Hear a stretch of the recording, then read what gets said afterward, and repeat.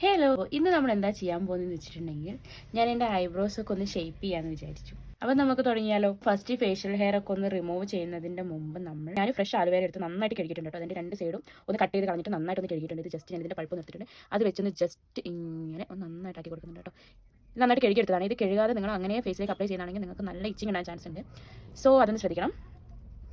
പിന്നെ ഞാൻ മൈക്ക് വെച്ച് നിങ്ങൾ കണ്ടു. അപ്പോൾ സൗണ്ടൊക്കെ എന്തെങ്കിലും ക്ലിയർ വന്നിട്ടുണ്ടോ എന്നും കൂടെ ഒന്ന് കമൻറ്റ് ചെയ്യണം കേട്ടോ. അപ്പോൾ ഞാൻ ഇതൊന്ന് ഇട്ട് കൊടുത്തിട്ടുണ്ട്.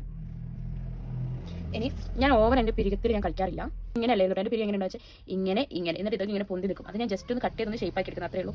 കൂടുതലൊന്നും ഞാനിത് ത്രെഡ് ചെയ്ത് കളയില്ല. ഇതിൻ്റെ മേലെ വന്നിട്ടുള്ള എക്സ്ട്രാ ആയിട്ട് വന്നിട്ടുള്ളതും ഈ താഴെ എക്സ്ട്രാ ആയിട്ടുള്ളത് മാത്രമേ ഞാനിത് ക്ലീൻ ചെയ്ത് കളയുള്ളൂ. ബ്രോസിൻ്റെ ലെങ്ത്ത് തീരെ കുറക്കണ്ടെന്നാണെങ്കിൽ നിങ്ങൾ ജസ്റ്റ് ഒന്ന് ഹൈബ്രോ പെൻസിൽ എടുത്തിട്ട് ഒന്ന് ലൈൻ ചെയ്ത് കൊടുക്കുക.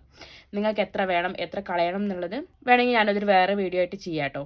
നിങ്ങൾ കമൻറ്റ് ചെയ്യുകയാണെങ്കിലും മാത്രം ഇതെങ്ങനെയാണെന്ന് നോക്കാം. ഞാൻ ജസ്റ്റ് ഇതൊന്ന് നമ്മൾ ജസ്റ്റ് ഒന്ന് സ്ട്രെച്ച് ചെയ്ത് പിടിക്കണം കേട്ടോ. അപ്പം ഞാൻ ഇതിൻ്റെ പുറകിൽ മിറർ വെച്ചിട്ടുണ്ട്. ഫോണിൽ നിന്ന് ഫ്ലാഷ് അടിക്കുന്നതുകൊണ്ട് എനിക്കിപ്പോൾ കണ്ണ് കാണുന്നില്ല. ഞാൻ എന്ത് ചെയ്യും? നമ്മളിതാ ഈ എക്സ്ട്രാ ഉള്ളത് മാത്രം ഇങ്ങനെ താഴേക്കൊന്ന് ഇതൊന്ന് ക്ലീൻ ചെയ്ത് കൊടുക്കും.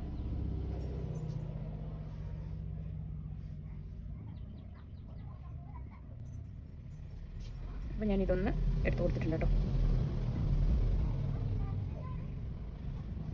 ഇനിയിപ്പോൾ താഴെയുള്ളത് ഒറ്റ കൈ കൊണ്ട് എടുക്കുക എന്നുള്ളത് വൺ ടാസ്ക്കാണ്. ഇവിടെ ഒന്ന് നോക്കിയിട്ട് ചെയ്യട്ടെ.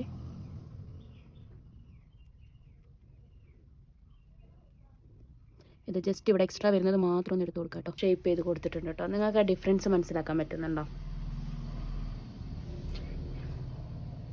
ഈ പിരിക ഞാൻ ഷേപ്പ് ചെയ്ത് പിരികാണ്. ഈ പിരിക ഞാൻ ഷേപ്പ് ചെയ്യാതെ നോർമലായിട്ട്